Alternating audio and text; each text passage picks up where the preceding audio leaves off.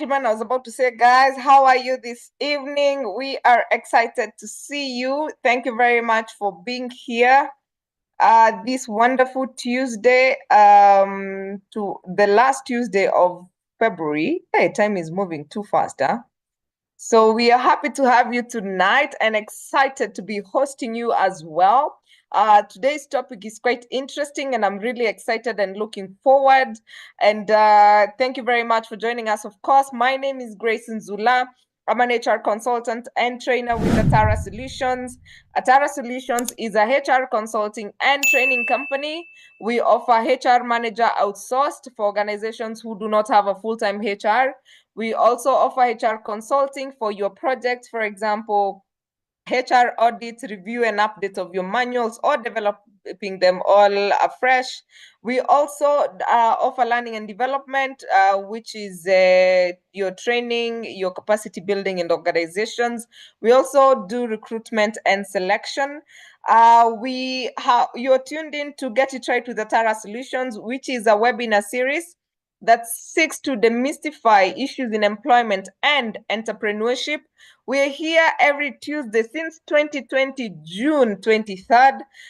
We have been doing this all year long. We start in January and close in November.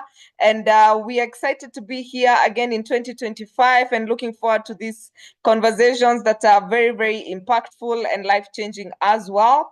On Get It Right with Atara Solutions, I have two hosts. I have Mr. Richard Magoma, Richard, you can go ahead and introduce yourself. Grace Nzula, the moderator of choice, good evening to you. I hope you've had a wonderful, wonderful time. It is another occasion to demystify concepts that are related to career development and business. My name is Richard J. Magoma, and I have a quote for you. If you make people feel comfortable, they'll start telling you the truth. And tonight, we have Catherine to let us know how this is done. I am an interview preparation expert and public speaking trainer, but today is about psychological safety. Over to you, moderator of choice. Yes, if you're looking for somebody to coach you and you're going for interviews or for public speaking sessions, then you need to contact Richard Magoma. And of course, we have our sign language interpreter, Madam Catherine Sidandi. Catherine Sidandi does an amazing job of making us inclusive. We really, really appreciate you, Catherine. We cannot say this enough. You are an amazing soul, and may God keep blessing you as you keep making workplaces and sessions very, very inclusive. And Catherine is a social worker as well. If you have an opportunity for social work, please let us know. Catherine is currently looking for placement. And yes, we appreciate you and our community. For those with hearing impairment, we love you, we appreciate you, and I hope that you continue learning and these sessions keep helping you grow professionally and also in your areas of engagement. Thank you very much. So allow me to give a shout out to our partners just quickly so that we can get on to discussing the topic of the day. Because I know this is a topic that we have been waiting for. And I know we have Uganda and Rwanda here and Tanzania as well. So we are very, very excited to have you here. So we have Nilefront Cottages. Nilefront Cottages are cottages located in Jinja, Uganda. If you are around Uganda, please visit Nilefront Cottages. It's 2 hours from Busia border in Kenya, so you can actually drive down to Nilefront Cottages. You can also fly to Entebbe and again make another drive to Nilefront Cottages. If you're in Kampala, you can just take your matatu or taxi, as you call them, and go down to Jinja and just visit Nilefront Cottages, which is actually owned by one of our very own HR practitioners as well. It is such a beautiful place, and you just get some amazing views from this wonderful place. And then we have Profiles International. Profiles International are your people for psychometric assessments. And if you want to become a Genos Emotional Intelligence coach, we just had a beautiful graduation last Friday. You can also sign up with them. Yeah, if you want to make teams and change your culture, then Profiles International are your people. We have K-Square HR Services. K-Square HR Services are our partners located in Kigali, Rwanda. This is led by my very good friend Stephen Karangwa. So if you're looking for partners in Rwanda and on matters HR, then K-Square HR Services are your people. They offer training, they offer HR consultancy. They will be able to guide you if you have employees in Rwanda or you're operating globally, then you're looking for presence in Rwanda. K-Square HR Services are able to take on your employees and support you on HR matters. We have Steadfast Quality Solutions. Steadfast Quality Solutions is a HR and public relations company. If you're looking for your board to be trained or board evaluations, then Steadfast Quality Solutions are your go-to people. It is led by my very, very good friend, Herbert Zake. Herbert Zake is an executive coach who has coached over 500 executives, and he's located in Uganda. So if you're looking for a coach, then get in touch with Steadfast Quality Solutions and ask for Herbert Zake. And then we have AR Insurance for all your insurance needs. If you're looking for medical cover for your people, if you're looking for WIBA, work injury benefits. If you're looking for your car, then AR Insurance would be the best people for you. We have Hotel Sapphire. Hotel Sapphire is a hotel located down at the coast. They have one of the most amazing bands on Friday. They have beautiful conference rooms. You can check out our posts on the tea party that we hosted at Hotel Sapphire last year. They have the most beautiful Swahili dishes. So if you're in Mombasa, you reside there, or you're visiting, please make a point of passing by Hotel Sapphire in Mombasa town and get to taste their cuisine and get to enjoy the environment. They even have a book that they're reading on Sundays, or other games that they're playing on Sundays. It's such a beautiful place to be. And then we have Tufaha Resort.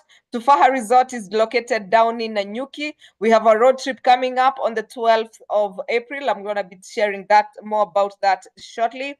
And then we have Panessa Training Institute. If you're looking for people to train your teams on woodworking, then Panessa Training Institute are your go-to people. We have Port Sacco for all your Sacco needs. And then we have a Sotet Kinyumbani. Sotet Kinyumbani is a restaurant located in Nanyuki. They have the most tastiest of food. By the way, John, if you are, I know you've just relocated to Nanyuki, you should try the food at Sotet Kinyumbani and just tell them that you were referred by Atara Solutions. And any of you who happens to be in Nanyuki, please, you can go for your breakfast, lunch, or dinner at Sotet Kinyumbani. And I'm sure you will enjoy the natural food. They even have mursik, all your traditional Kenyan foods. That is what they actually serve. And then, of course, we have the highlight of 2024. A road trip is coming up.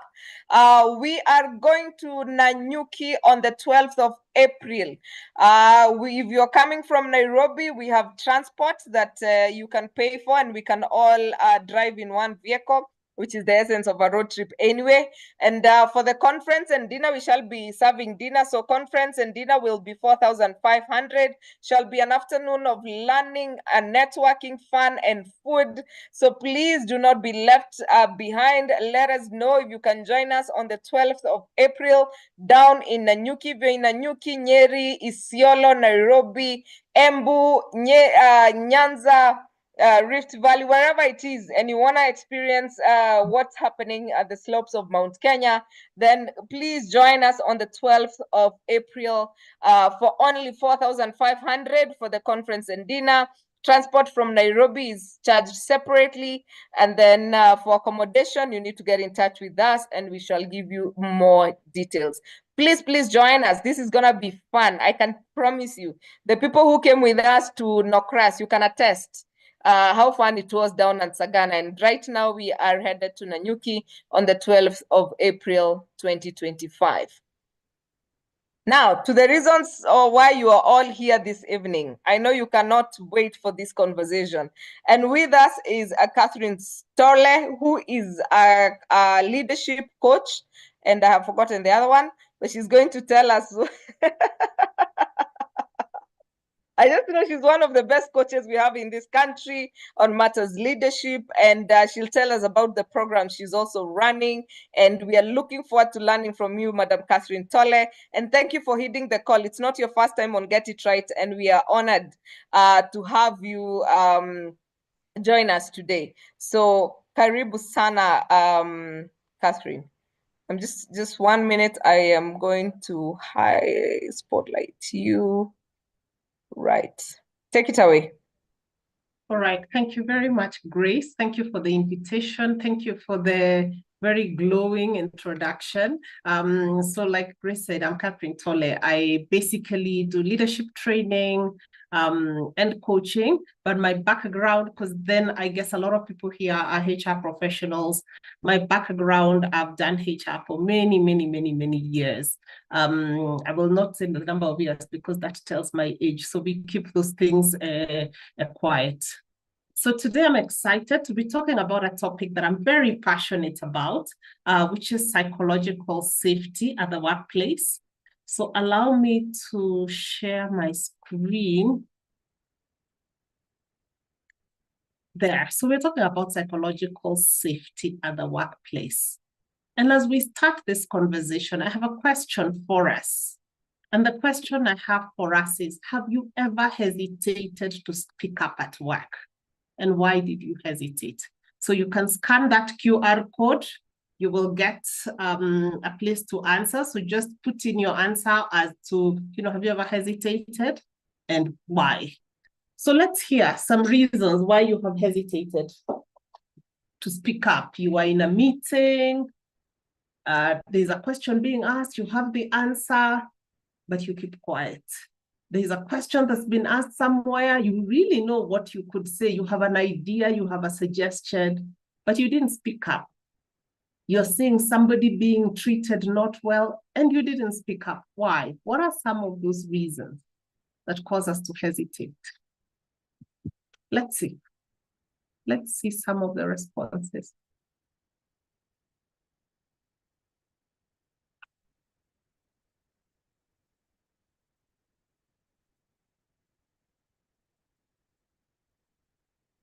I don't see any responses, so I'm not sure whether there's responses coming through that I'm missing, or yes, there they are.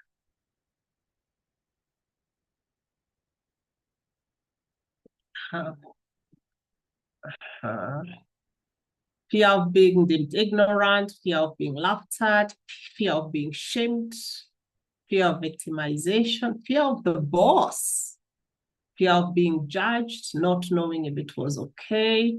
What else?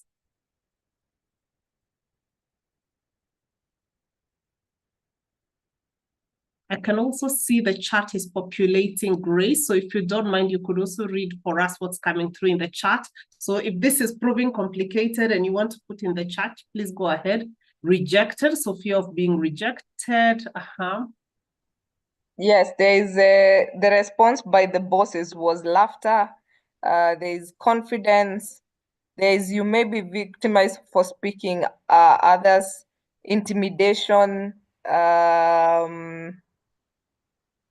fear of intimidation, the response by bosses. Okay, pride, fear of reprisals. Yes, fear of being seen as the enemy.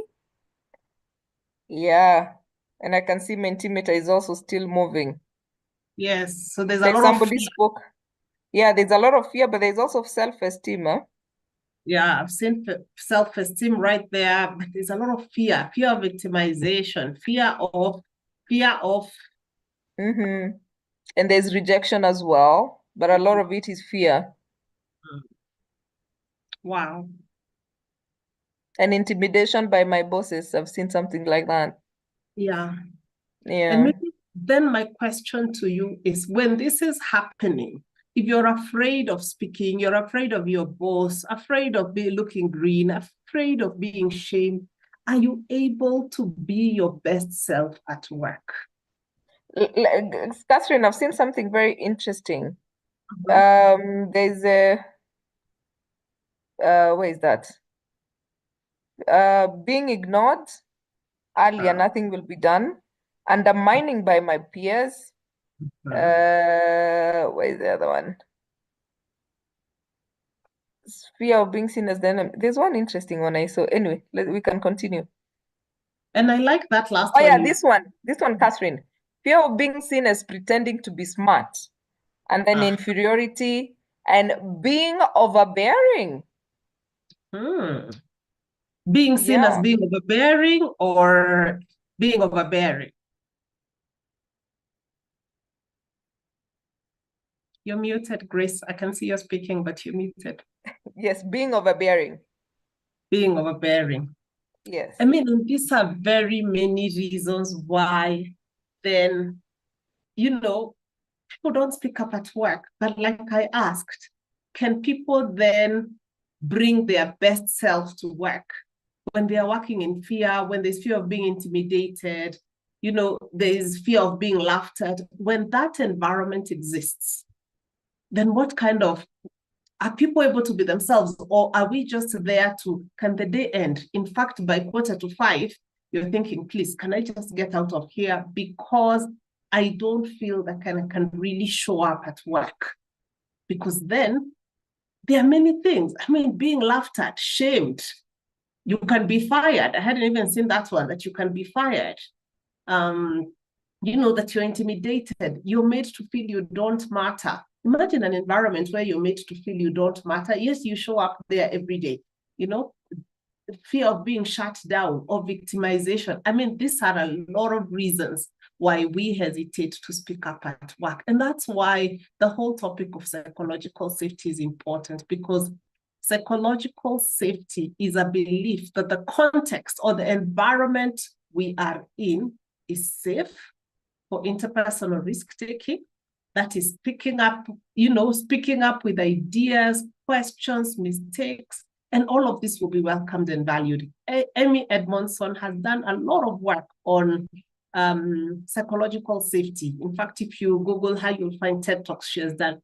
But that we can actually show up, pick up our ideas, ask questions, say, I don't understand. Could you clarify that for me?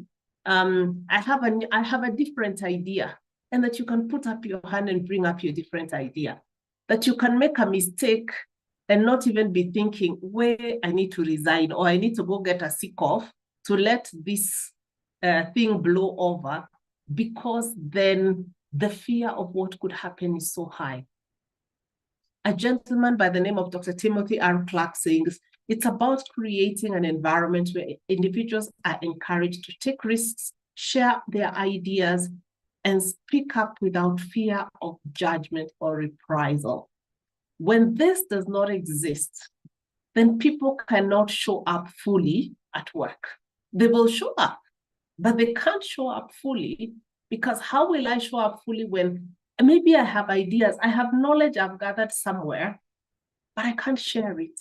And one of the things we keep saying is, when we are recruiting, and Grace recruits, and she talked about doing recruitment, we advertise, we go through very rigorous recruitment processes because we want the best. We want the very best. We get the very best. We will, just make sure we do. And as soon as we get the person on board, we then want them put in a box. We don't want their ideas. We don't want them to raise any divergent views. And before we know it, the person has also just decided, you know what? It's okay. So you're not that organization. Nobody is able to move forward. Only the boss then speaks. So where psychological safety is non-existent, then people are not able to actually bring their best selves to work. And this is the behaviors we see when there's no psychological safety. There's fear of speaking up. There's blame game and fear, and finger pointing, anytime there's a mistake, everybody's asking whose fault was it, as opposed to saying, what can we learn from this mistake? It is whose fault was it? There's unhealthy conflict. People backstabbing each other, one-upping each other. We want to shine. Everybody wants to be seen to be better than the other person. And you find very unhealthy conflict. There's lack of open communication because people don't want to really say what they mean. They want to say what appears politically correct. And so even when they don't agree or believe in what they are saying, they'll say it. And as soon as they leave the meeting, on the corridor, you hear people saying, did you understand what was going on in that meeting? Or, me, I thought different. That idea, I actually don't think it will work. But nobody could speak up. You find cliques and exclusion, where people then begin to form themselves into cliques of us, the boss doesn't like us, or us, it's us against them. They are silos. There's high stress and anxiety. Organizations where there's no psychological safety, it tends to be quite toxic, and you find a lot of stress and anxiety. People resist change. And why do they resist change? Because then when you come and say we are changing something, and you tell me, oh, we need to change our systems because it will do this and this, I don't trust you, because you don't give me opportunity to ask questions about, so what will that change mean? What will that change look like? And because that is not allowed, or there is no room provided for that, people then resist change, because people resist what they don't know. So long as you don't know what's happening, you're going to resist it. You'll be like, I'm not sure I want to get on board. So you find there's a resistance to change. Leaders are unapproachable. They tell you, my door is open. In this organization, we have an open door policy. And that door is very wide open, but nobody walks in. Because then you will walk in there and somebody will bite your head off or will shout at you. So leaders are unapproachable. They become like, as opposed to being the ones who are, serving the people, facilitating performance, they are high up there above everybody else. You find there's no engagement and creativity. There is what we call discretionary effort. And discretionary effort is when people go beyond the bare minimum. Because we have all the bare minimum we can do. The bare minimum that makes sure you're not fired, you're not put on a PIP, so you do the bare minimum. But what happens is when there is discretionary effort, people go beyond that bare minimum. And that's the only time you see spectacular results. So where there is no psychological safety, there's no engagement and creativity, because nobody wants to do that. Because then tomorrow you'll be asked, who told you? You'll be asked, why didn't you ask me? You'll be asked, and what kind of idea was that? So you find very low engagement and creativity, and you find retaliation. So very similar to unhealthy conflict. People then, you did this. Even me, I look for an opportunity where, I will hide information from you. You will not have sufficient information to do this. And that happened in organization. I have been in an organization where I saw people hide information. That Grace needs certain information to generate a report. And I make sure she doesn't get it, so that she's late to deliver the report and she gets in trouble, because then that was a deadline. So you find such toxic things happening. And I don't know about you, at least I have worked in an organization where there was no psychological safety. I don't know whether the rest of us have. So have you ever worked in an environment like this? And it may not have all these 10 points. It could have 1 or 2 or 3. But have you ever worked in an environment where these behaviors were present? And how did this impact you personally? How did it impact how you showed up at work? How did it impact how you delivered your result? How did it impact you? Let's see some comments on the chat on, if you've been in such an environment, what was the impact on you and how you delivered work? Grace, if you help me to see what's coming through in the chat. There's an interesting one who said, I am free to speak. I'm just not sure about my security after. I like that. Yes, absolutely. The retaliation elements. Mm. Yeah. Anything coming up in the chat on how this impacted them? And I think they're still typing, but some people will be writing about a lowered self-esteem in terms of, crushed confidence. Absolutely. You start to second guess yourself. You start to wonder, am I good enough? You start to question your own competence. Like I said, they hired the best. And then in 6 months, you're questioning your capability and wondering, am I fit for this role? Am I sure I can deliver? Suddenly you begin to second guess your abilities. your ability to deliver, and it's all because of the environment that you've then found yourself in. That's true. And then Jackie says, I became so withdrawn and felt unwanted. Simon says, efficiency and effectiveness goes down. Desmond says, lack of trust. Irene says, it comes with a lot of self-doubt. Uni says, yes, my current job, I got burnt out. Trying to change the culture, also felt unqualified. Modon said, second guessing and now questioning myself, low productivity. Hudson Shivarenje says, absenteeism and lateness. Caroline Bithuka says, dealing with a narcissist supervisor isn't a cup of tea. What did I miss? I decided to keep my knowledge to myself by sharing very, very little. No morale for work. Feels demotivated, unwanted, and regret. Yes, it really hiked my anxiety level, and I would walk on eggshells. I also questions my capability. I also experience burnout. Joanita Kazibwe says it stifles creativity and you just do the bare minimum. Peter says, I preferred silent at work as my best. Desmond, lack of accountability. I almost resigned since my energy disappeared. And yeah, and Wow. becomes very irritable. Oh yeah, there's somebody saying, I hated work and even questioned my career path. I eventually resigned. And Ann Kamau says, one becomes very irritable at work. Mm. Yeah. And you know, that's interesting. I mean, when you all listen to this, and Grace, when you hear this, the impact was not just at work. You can hear people saying it then now impacted them personally. You started to have anxiety, you became irritable. You go home, and the people in your house are wondering, who is this? Because that environment has changed the person you are. You have stayed in a space of fear and tension for so long, and it begins to change who you are.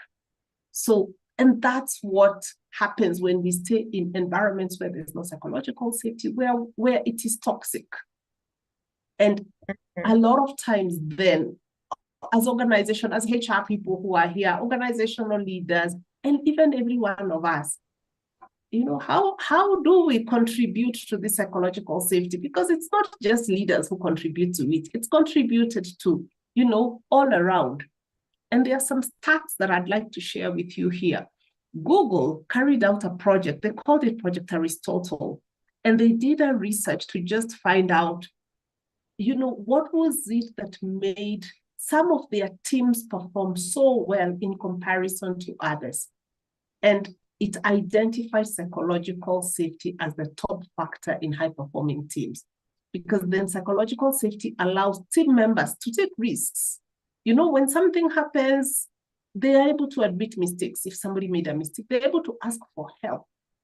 You know, you're overwhelmed, you don't know what to do, but you're, you know, staying in Kiswahili. Sorry for those of us who don't understand. We say kangumu. I don't know what kangumu is in English. You know, you're holding tight. You don't know, but you act like you know because you can't ask for help. And another research says that poor psychosocial safety and psychological safety climate increases the risk of developing new depressive symptoms within 1 year by 200%. You know, that person who said, I became anxious, I became irritable, I was walking on eggshells, I became depressed. That being exposed to that environment every day, it increases the chances of depression. Because guess what? You're at work 8 hours. You go home, you're awake for another 4 hours, and you go to sleep. So the amount of time you're at work is higher than what you are everywhere else. And employees who feel psychologically unsafe are 80% more likely to report work injuries requiring medical attention or time off. And somebody talked about absenteeism a bit earlier. So then if that is the case, how can we begin to think of how do we build psychological safety? So Dr. Timothy Clark has a 4-stage process that he proposes on how to build psychological safety. And I'll just go through the 4 stages, then we can have any questions. The first one is inclusion. And I like this picture because in this picture, you can clearly see there's somebody who has been excluded. And that already creates a psychologically unsafe environment, not just for that person, but for the others in this circle, because then the others in this circle are sitting on the edge of their seats thinking, hey, I better just do what is right. I don't want to be excluded. So it creates a situation of fear where people are then afraid of being excluded. So inclusion focuses on creating an environment where everybody feels a sense of belonging, where we are able to establish trust and we can trust one another. The more people feel a sense of belonging, the more trust can be built. And trust here is you say what you mean what you say, you're able to, you're comfortable to be open and vulnerable with people, and you're not afraid of being judged. You're not afraid that, behind your back, people are saying, they are showing off or people are making such comments. And this then sets the stage for open and respectful communication. So when people feel they belong, when there is trust, people are able to communicate effectively. They're able to show up fully at work. And this then allows for respect to grow. It allows for open communication. It allows for people to actually be able to say what they really want to say, as opposed to what they perceive to be the correct thing to say. So inclusion is the first one. The second one is learner safety. And in any organization, so it is whereby we recognize people don't know everything. So we are going to make mistakes.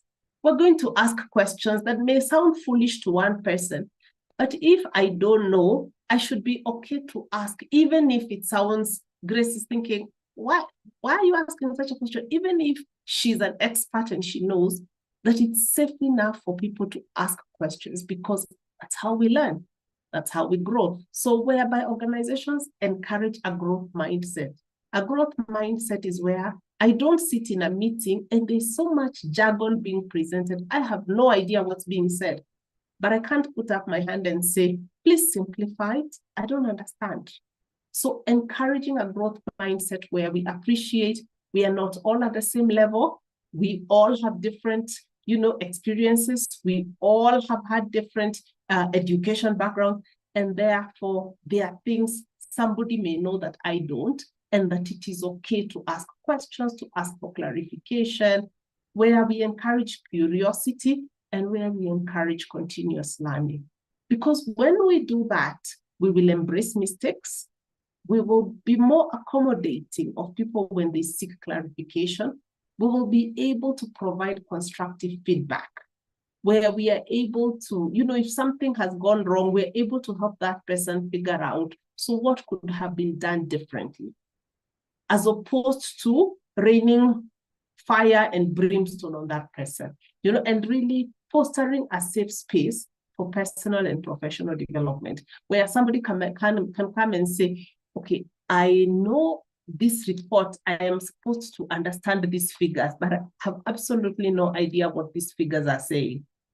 And that the person is patient enough to sit with you and explain. Recently, I was in a session where a lady, and she's very senior, she's a HR director, and she was explaining that it was a week where they were doing budgeting in their organization, and the finance people had come up with templates and things. And she says, I was not understanding it at all. She says, and she sat in that meeting completely frustrated, not knowing what to do. But eventually she was able to gather the courage, walk to that person after the meeting and say, okay, please just walk me through, break it down for me. But in the meeting, she didn't feel, she felt, but I'm a whole HR director. Now, how will it look if I ask? But if she didn't know, she didn't know. She could have asked. And maybe there were others like her who also didn't know, but maybe they didn't have the courage to go to the finance director after. but she did. And it was an opportunity for her to grow. So fostering that space where people can ask, because in asking a question, maybe I'm helping 5 other people. So as we embrace mistakes, we embrace lifelong learning, new knowledge, we embrace skill development, we then have an attitude of, we are on this journey, we will grow, there are things we may not know, and that we can be patient with one another along the journey. So creating learner safety. The other one is contribution, where, contribution safety, where everybody feels I can contribute, I have something I bring, I was hired because I was good at something, and I can contribute that. So, and this empowers people to actively contribute their ideas, their perspectives, challenge thoughts, just say, you know what, yeah, I hear you, but in an organization I worked, we did it differently, and this is how we did it. And it worked really well. And that people can listen and hear, that you can expand perspectives, you can expand your ideas just by allowing people to bring other thoughts and ideas. And this involves granting autonomy, encouraging people to have a voice, and really fostering accountability, where if I want Grace to deliver something, she knows what she's supposed to deliver. Now, the method she uses, and I can allow her to have the autonomy to do her work, but she's accountable to deliver by maybe the time we've agreed. So empowering people to, find their own ways of working, because what this does then, so long as you've embraced the learner safety, then you will also appreciate that people are able to contribute, and you allow them to contribute. And in this stage, then team members feel empowered, they feel valued, and this leads them to increased engagement and productivity. Those engagement surveys we do every year, and those productivity surveys we do every year, and we have an index every year. This becomes some of the ways that helps us then be able to increase this engagement and productivity. And finally, the last one, the fourth one, is challenger safety. That then organizations embrace innovations, risk-taking, and creativity. However much an organization says we are innovative, if it does not allow for risk-taking, if it does not allow for creativity, if it does not allow for people to ask questions, for people to challenge, innovation will never happen. Innovation happens where mistakes are allowed, where people can ask questions, where people can challenge, where people can bring in divergent views, where people can bring in raw ideas, and we unpack the raw ideas until we get that raw idea to become a formed thought that we can work with. That's the only way then the organization can become innovative. So the other one is challenging, just allowing for open dialogue and adaptability. And as these are nurtured, we're then able to challenge status quo and drive positive change. So this is the only way we begin to create psychologically safe workplaces. And the question then becomes, but whose responsibility is it? Whose responsibility is it? Is it HR? Is it the MD? Whose responsibility is it to create a psychologically safe workplace? And I'd like to propose to you that every one of us has a part to play. When you come out of the meeting and somebody made a presentation and you're saying on the corridor, I mean, what was that? It was just showing off, just putting up big graphs, and you're creating a psychologically unsafe place. When in a meeting, somebody puts up their hand and asks something, and you're like, yeah, but that's obvious. In your answer, you start with, yeah, but that's very obvious. That information, just that answer, you've created a psychologically unsafe place. So everybody has a part to play in creating a psychologically safe workplace. It's not just the leadership has a big role to play, HR has a role to play, but every single person in the organization has a role to play in ensuring that we create a psychologically safe workplace. And what is that? What's the leadership's role? The leadership then needs to foster a culture of trust, inclusion, or respect. So in the way we do things, as leadership, we need to create a culture of trust. And what does that mean? We all have those core values. I'm sure all our organization, if you go check on the core values, there's trust. But what does it mean? And how do we demonstrate trust? So culture of trust, there's inclusion. We don't sideline some people, and that we respect one another, where we model vulnerability and a growth mindset, that we can be vulnerable. I can say, I don't know. I can say, really, I'm not sure. Or I can say, I'm overwhelmed. Or I can say, I'm going through a personal issue, and at this point, I really am not able to be my best self. Where we encourage open and honest communication. People can really be open and honest as they communicate. Where there's psychological safety in meetings. As leaders, we can ensure this, that we can then be able to say, you know, these are the rules of the meeting. We respect everybody's opinion. If you have a question, please ask. We shall not shut down people. So you can ensure that you set the guidelines for even the way we run meetings to enable people then to be able to ask questions and raise any issues. Hold check-ins. You know, have psychologically safety check-ins. Find out how we're doing, what's going on. And you will hear it. You'll hear it on Corridor Talk, but you could do little, you know, check-ins to just know if people are okay. Recognize and reward contributions. You know, let people feel valued at the workplace and make it a key leadership competency. As we develop leadership competency frameworks, we're here as HR leaders and we do a lot of that. Psychological safety, which would be trust, because psychological safety is built upon trust. Make it a key leadership competence and get feedback around that leader in terms of how they are creating psychological safety and trust for their teams. Let employees know that they can challenge ideas, so long as they do it respectfully. That even if you're the CEO, that you're not above being challenged because you don't know everything. And then have policies and processes that may support this.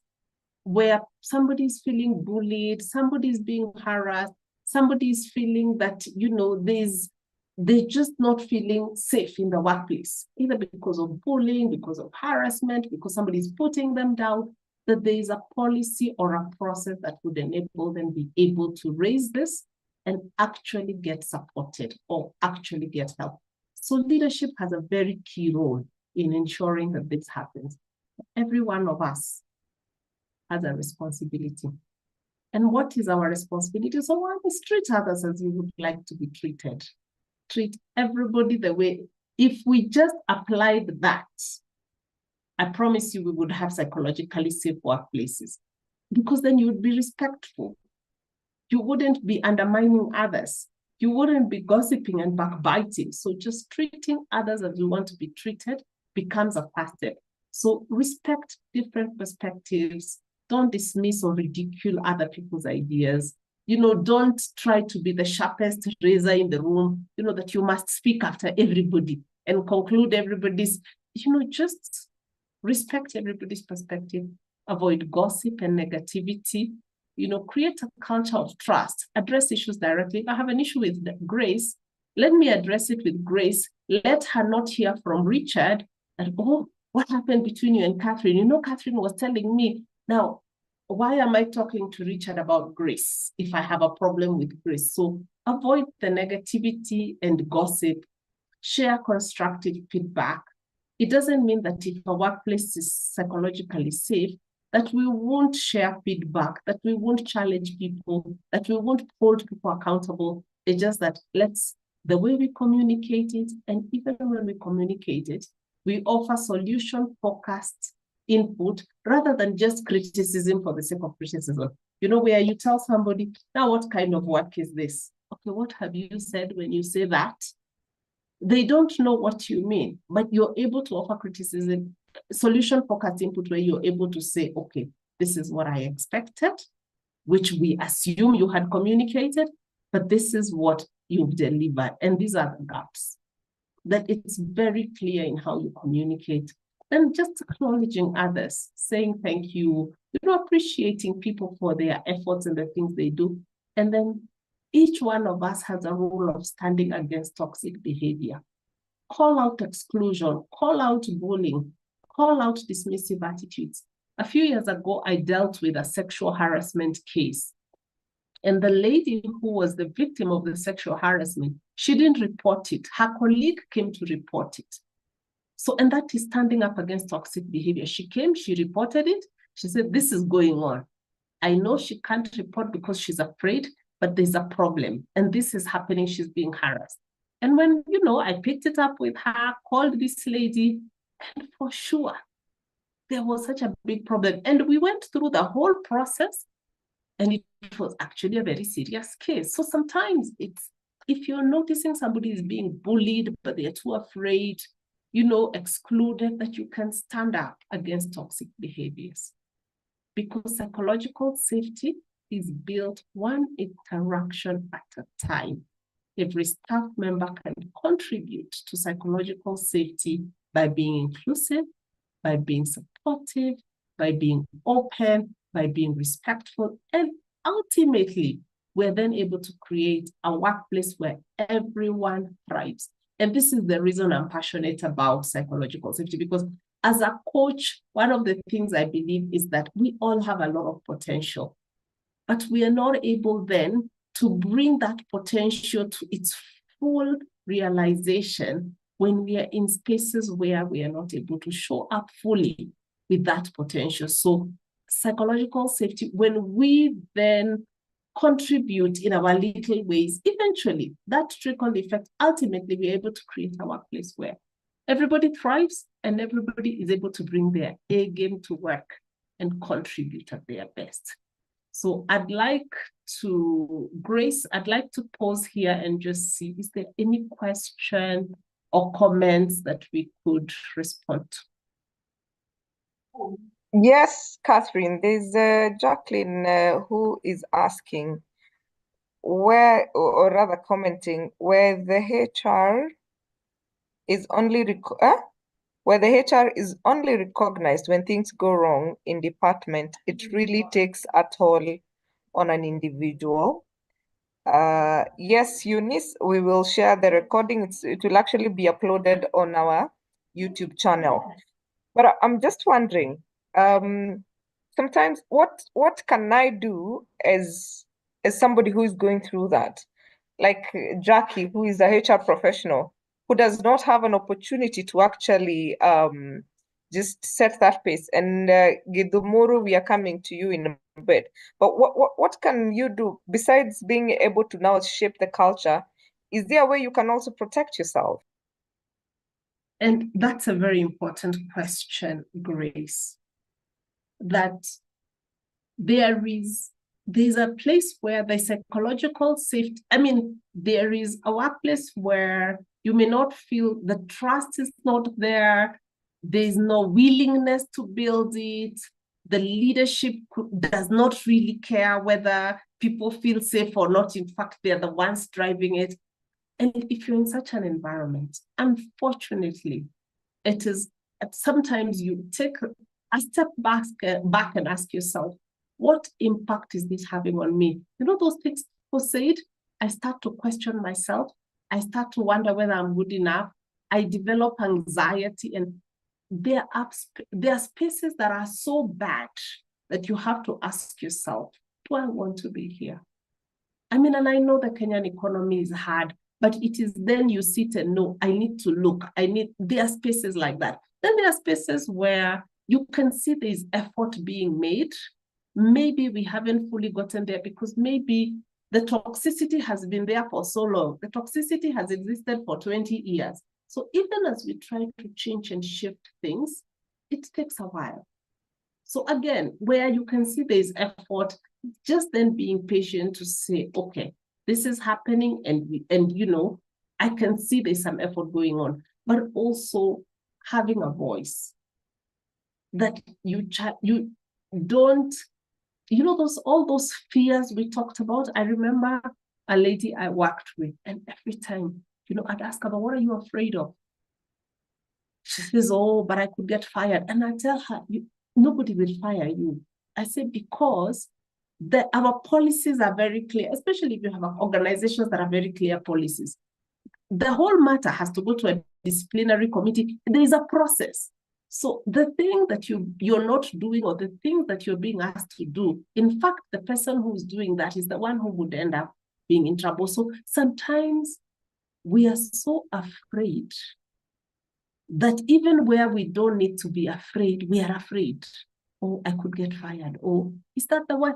So getting fired is worse than getting into depression. Maybe it's better to get fired than get into depression. So sometimes getting our voice and speaking up, because what fear does, the bully, the one who's harassing, the one who's shaming people, they thrive when they're silent. When people are silent about what is going on, then it thrives. But the minute we have voices raising up, so we have to, at a certain point, get the courage to speak up. Whether it gets resolved or not, but we speak up. We raise it with HR. If it's serious enough for us to raise it and document it, that we do. But if you're the HR manager and you're only recognized when there's a problem and there's nothing else you can do about it, I guess then the question becomes, does that organization then need a HR manager, or do they just need an admin person to process employee files? Because then they're not giving you the space to be a HR manager. So everybody is looking up to you, but your hands are tied in terms of what you can do. So as a HR person, what can you push? What can't you push? And finding ways to just support people. I mean, I remember an organization I worked with where there was quite a bit of toxicity. But as a HR person, you choose to make a choice to, you're not getting involved in any part of that toxicity, but you also find ways to support people. What's going on? You actually, even though you're not changing at the global organization level, I can walk to Grace and find out, Grace, what's going on? Are you okay? What help can we give you? And I then walk to Richard and say, I notice, this has been going on. What's going on? That you then are able to offer individual support. It may not be the same as when the whole organization or the whole leadership is on board, but in your space where you are, what can you do? You can reach out to those people. You can find ways to support them. You can, if somebody is going through a very hard time, you can tell them to take a break, take a day off, talk to their manager. You can find, there's always a way. Where there's a will, there's a way. Like I said, I worked in an organization, there was quite a lot of that. But in the process, I built such good relationship with people at all levels. Because then I'll talk to you, I'll find a way to have a conversation with your manager, I'll find a way, you find ways around it. Because at the end of the day, if your role is HR, you need to be advocating for the people. You need to be supporting the people. So if the leadership above you is not enabling you to do that, what can you do where you are at? And just find ways to then be able to create some impact. I totally agree with you. And Daniel Maritim is saying staff onboarding process should have this session. This is a session. And I agree with you, Daniel Maritim. Gidumuru, I have allowed you to speak. Thank you, Grace. Good evening. And thank you, Coach Catherine, for the presentation. Now, I'm just wondering, Coach Catherine, is psychological safety a state of the mind depending on different organizations? And why I'm asking that, if you are from a small organization, it's very easy to have these conversations cutting across the organization. But if you're in a big organization with thousands of staff and where the pecking order is key, there are chances that if you're at the lower levels, you'll never get a chance to speak out, because once your leader speaks in the pecking order, you may not want to disagree. And you don't want to disagree because you're afraid or because it's not safe, but because that's the culture. So how would you talk to that when you have a big organization which is hierarchical, and therefore only the seniors speak, and when they speak, the juniors don't want to contradict them? How do we go about it? Yet there is safety for those who are speaking at that point in time. I submit. Thank you, Gidumoro. Very good question. But there's a word you used, but the culture around here. So that culture around here, we need to talk about it. But let me go back to your question of the big organization versus the small organization. What happens in the smaller organization is there's a lot of interactions at all levels because we may not have as layered a structure as in a large organization. However, in a large organization, we will have all the different levels. We'll have the EXCO, we'll have the level 2 with the directors and all of, we'll have all those levels. And chances are very high because of the size of the organization, even the interactions across with all those different levels doesn't happen very often. It will be in town halls, it will be in this workshop we were having. However, every team has team meetings.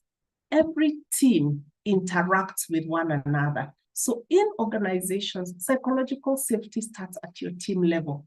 It doesn't start way up there. Yes, there's a culture we need to drive from up there, where we're building trust, where there's certain values we're pushing for. But when people feel psychologically unsafe, especially in those big organizations, it's not with the CEO. You can imagine, sorry to use what, Safaricom, Peter Ndegwa, and the person in customer care, they could go a whole year or two. In fact, they've never met or seen each other. However, this customer care person interacts with his team members, with his manager, with his supervisor. So it starts at that level of your team. And as that then happens within your team, it then, because that's who you interact with every day. That's where you bring your ideas. That's where you bring your suggestions. Nobody is going to call the customer care person to the meeting where Peter Ndegwa is to bring the ideas. They'll be bringing them at their team level. So then in that case, then it's at our team levels. How are we doing that in the, whatever the size of that team is? How is that working? How are we allowing everybody to feel valued, heard? You know, they can bring their ideas and suggestions to work at the level which they work. They may never ever interact with the CEO. They may never ever interact with the senior leadership, but at their level, with their manager, with their team leader, with their maybe head of department, if at all they interact with them, at that level, they're interacting with them and they are feeling safe to be able to, you know, ask questions, bring ideas. So I don't know whether that answers your question, Gidomo.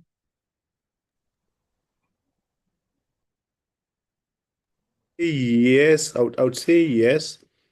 Given time, we could explore further, but for the benefit of others, I would prefer that we carry on. Thank you, Catherine. This is Mukuria. Thank you. Mukuria Nelson. Yes. And Gidumuru is who? Well, it's my code name. Wow. It's nice to see you in a session. Thank you. Right. Thank you, Nelson. Catherine, there are two related questions. There's Gladys who's saying, how do you deal with a toxic boss who uses divide and rule, even on managers who ignores you and makes you feel like you're not worth your job? And on matters the bosses, there's somebody who is saying, is it possible to tell your boss who was promoted to a senior position to seek coaching to be able to manage an organization without risking your job? And allow me to just say this, for you guys who are asking questions, if you can kindly put them on the Q&A, it's easier for me to follow. It will be very, very, very nice. And then at least we can make sure your questions are answered. Take it away, Catherine. I'm not sure I got all the questions, but let me try and see the ones I got. Can you tell your boss they need coaching? That's an interesting question because it depends. Anything depends on how it's said. Anything. It's never what is said. It's always how it's said. If I come to my boss and say, your leadership style is so bad, you need coaching. What have I just done? That's a career limiting move. But what's another way for that feedback to get through? Maybe it's not from you directly. Maybe there's another channel through which. So sometimes it's, yes, there's feedback we can give, but I think I have a colleague who says the other thing God gave us is wisdom. that we also apply wisdom to say, you know, how can I communicate this in the way that it has impact and that in a way that it is received? So it's, yes, you may need this, but how do I communicate it? Or what other channels can I use to make sure that you still get that message? So that's one. And the other one was what, Grace?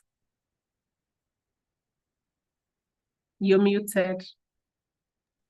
A boss who uses divide and rule.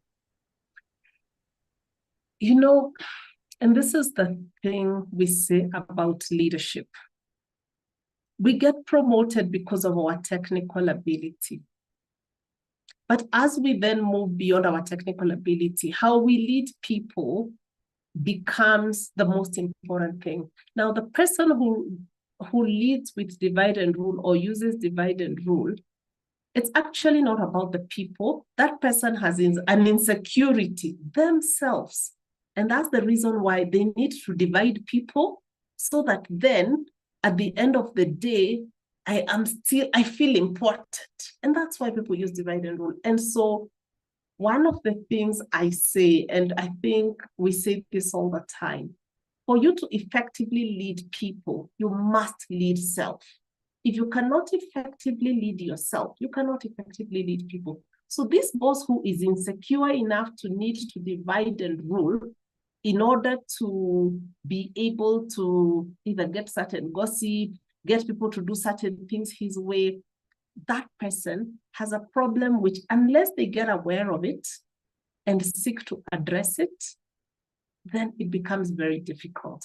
So their people leadership will always be lacking and will always be wanting, because they haven't done the basic of being able to manage self. So for all of us who are in leadership, all of us who are in management roles, how effectively are we leading self, even as we lead others? Because if we're not doing that effectively, we will not be able to create psychological safety. We can't.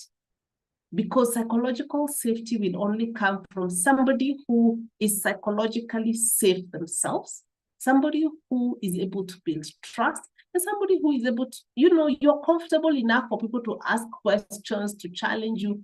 You're secure in your own, you're secure. And so you don't feel a need to bully people, to harass people, to look for gossip.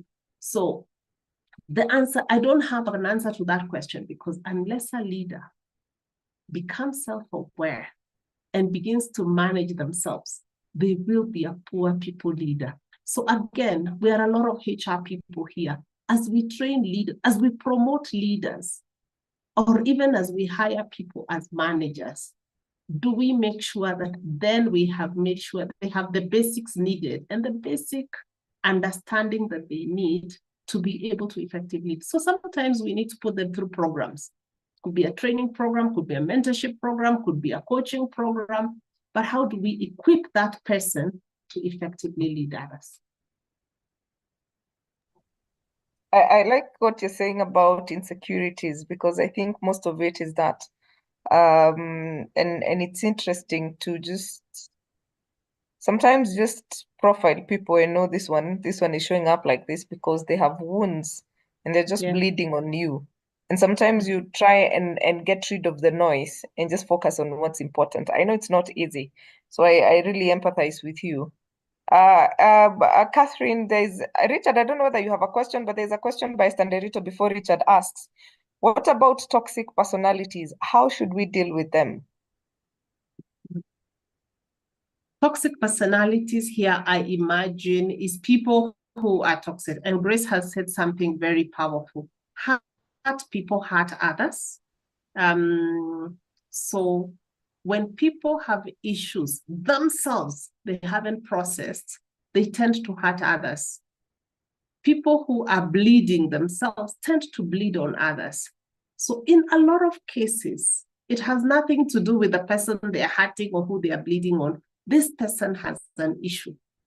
And in organizations, and again, glad a lot of the people here is HR people, is being able to find, how do we support these people? I mean, there's places where, people like that sometimes are taken through a coaching program. It could be, somebody tries to work with them to just help them be able to find out how, what's going on. So people who are toxic, I like to say, nobody is born toxic. You pick up those things because of things that have happened to you, or perceptions you have about things, the insecurity you have, which again stems from somewhere. And that's the reason they show up this way. So while it is not always possible to make excuses for people saying, oh, this is what happened, and that's why they're like that, because then they are causing damage to others. In an organizational setting, there needs to be a mechanism that then enables the organization to support this person. Could it be through training? Is it through coaching? Is it through mentorship? And sometimes it doesn't work. I know an organization, and it's a bank. It's one of the local banks here. I mean, they had this leader who was you needed results delivered. This was your guy. He did amazing work in turning things around. But anywhere he went, people would start typing resignation letters. And they did various interventions. And eventually they said, we have tried to support this person as much as we could, but it's not working. He's causing too much damage for us in terms of the people, the complaints that are coming up, the resignations, and they chose to separate with that leader. So depending on some organizations have very strong stands about it, but it's then as HR people figuring out how do we support such people. And there are some you can support and you actually see a transformation. There are some who they don't even accept. They say, I don't have a problem. It's everybody else who has a problem. So if they don't get, again, I come back to self-awareness. If they don't get to the place of self-awareness where they acknowledge I have a problem and I need help, then it becomes very hard to help that person.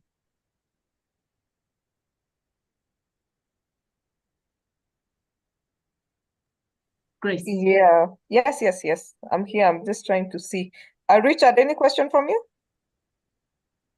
Grace, yes, I have a question. It looks like you took that question from me, but I'll configure it. Although Catherine, has been able to respond to some of the things that I wanted to ask in the question. The question is, how further can you help yourself? Supposing I am a CEO or a COO who has those problems, who is traumatized, how can you help me to diagnose and give solutions to myself so that I can be able to overcome, for lack of a better word, creating an intimidating environment? Of course, you have mentioned self-awareness. What else can we do, or what else can HR professionals do so that they can help senior people who have that problem, who believe that dictatorship, being a tyrant, is the way to run an organization? Thanks, Richard. So as a leader, self-awareness, yes, is very important. It's very interesting. Just today I was having a coaching with somebody, and these are some of the things we're talking about. And they said, you know what? Some of these things, I can go as far back as my childhood. And she said, I can see where some of these behaviors I picked up. So self-awareness is a big one. But as HR people, how can we help? I think as HR people is, a lot of times we make assumptions. You're very good technically, we promote you. We don't take the time to then say, but are you equipped to lead people? And how can we equip you? So do we train you? What do we need to do? Number two, for an organization to then have a clear leadership, this is how we lead. These are our values. This is what these values mean. This is how we live out these values. And therefore, the leadership behaviors we expect from our leaders are this. And that's why we have leadership competency frameworks, because then we expect the leaders to demonstrate certain competencies that are based on our values, that are based on, the culture that we want to build. So as we do that, then we are able to continuously, the point about continuous learning, we can constantly have, whether it's short sessions where we remind people, leadership workshops, we can have those discussions on an ongoing basis. And what then happens is, even for that leader who wasn't aware, something gets sparked and they begin to say, actually, I had not considered that. We've ran this, I mean, with an organization I work with, we've ran a lot of programs for leaders. And there's a lot of times you get that feedback. I had never seen it that way, or I have never thought of it that way. I have a new, because if somebody doesn't know, they don't know. It's where, this is the way I've always seen, and I assume it's right. It's only when it's challenged that that person is able to say, actually, there is a better way. And the only way to get them to see there's a better way is ensuring we are having this conversation. So I don't know whether, Richard, that has answered your question. You have completely nailed it. And I love your mastery and enthusiasm about this subject. Thank you so much for creating time for it. Thank you, Richard. And for the HRs here who are stuck and you're looking for a way out, Catherine has put her details there. Please book a coaching session with her so that you can get to have experience one-on-one for this session, so that you can probably get unstuck into the situation you're in. There's somebody who's saying, I'm worried at the moment because the line managers are complaining on organization strategy, since the CEO is all over everything. I don't think that's a question, is it? It is just a comment. Yeah, I thought so. Wow, interesting. Yeah, it's already 8:18. All right. Okay. Now, no, luckily, I think we have exhausted most of the questions, unless Richard wants to say something else. This is very informative. Unfortunately, many organizations are lacking in trust culture. That's how many employees suffer silently, which leads to toxic workplaces. All right. Richard, you've posted that on to host and panelists. Any upcoming sessions with Catherine Tolle? She will share that with me, and I will be able to share that in the group in case there is one. But I know she's very good at with your one-on-one. Please make sure that you get in touch with her as well, so that you're able to also tap into her coaching wisdom. So, Catherine, maybe you can give us your parting shot. My parting shot was on a slide here. Let me put it back. This is my parting shot. The psychological safety is not just a nice to have. It should be an organizational priority. By fostering an environment where employees feel safe, valued, and heard, organizations then are able to drive innovation, they're able to drive engagement, they're able to drive long-term success, they're able to have a sustainable, high-performing culture. Because then the right environment has been created. That is my parting shot, Grace. Excellent, excellent, excellent. That is just so amazing. Thank you, thank you. And you can see the chat has been saying this is informative, and I can see a lot of love being passed on the reactions and claps and thumbs up. So I think this has spoken to quite a number of people in terms of whatever solutions they were seeking tonight. I am just trying to see. There are some government sections that tribalism is the norm. How do you deal with the issue at workplace? And how can a demotivated staff become motivated? Maybe you can finalize with those. I don't know. I don't have a comment on the tribalism question. That's a very difficult one. But on the motivation, very honestly, I think motivation comes from within us.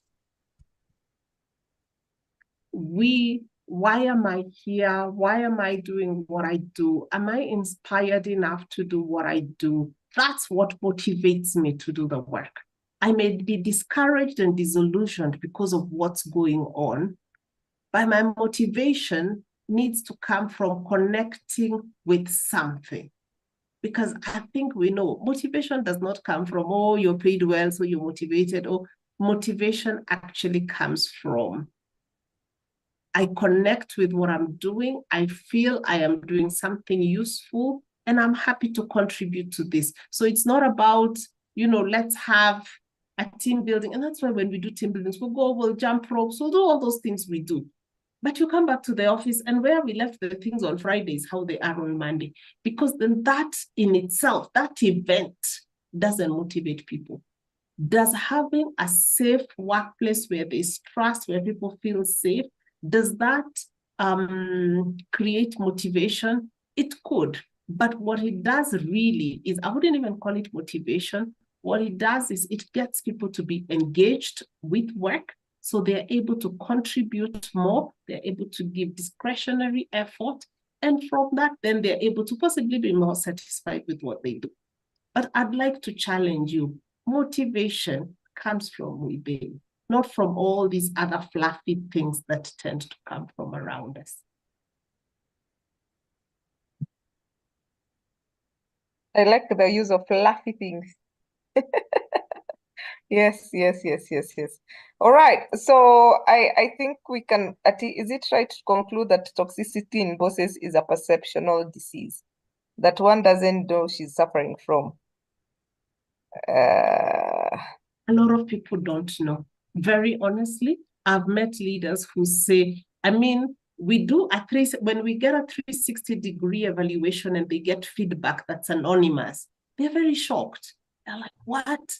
They are people who have such blind spots that they actually don't see. So there are some who know and they say, I don't care.